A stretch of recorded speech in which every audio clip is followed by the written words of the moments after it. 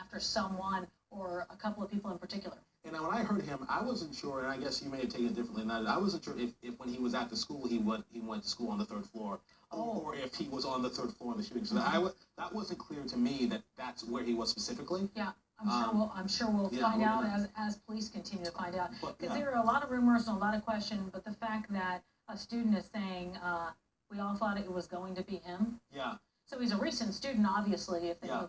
If they knew him. And then the idea that student said, yeah, he's been our fire alarms before. He knows the fire drills. He knows the layout of the school. I mean, that tells you a lot right there.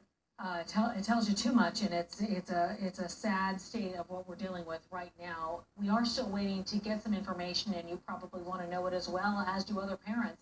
We're talking about casualties there and fatalities. Senator Nelson said there were fatalities. We don't know how many. He said at least 14 victims and, quote, many deaths. Yeah. So I don't know how many deaths is, but that is certainly not a word that we want to hear in this situation. So we continue to wait to hear about that with regard to the shooting at the high school in Parkland, Florida tonight.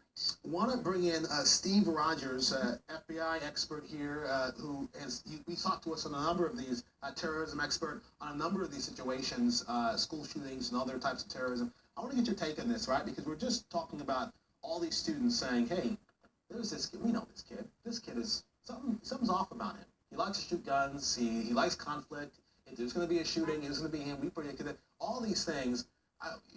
What's your take on that?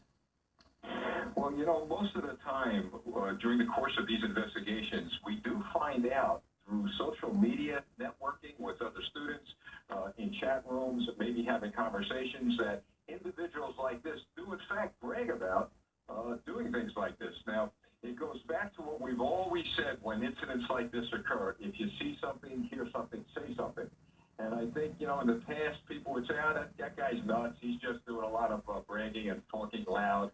We can no longer afford to take that position. Anyone who makes a statement like, they're going to commit such an act like this, they're going to have to speak up. And by the way, I've spoken to someone earlier from that town, a school district. That is one of the finest, most secure school districts in the nation. They have a lot of handling on bullying. The students there are well behaved. I mean, it's probably one of the best schools in the country, which tells us it can happen anywhere. But to take on what you just said to me, my goodness, if you hear anything like that, you need to tell someone. I wonder, for parents that are watching this, right? Because you just said something that I think it's telling, but it's also frightening. The idea that this can happen anywhere.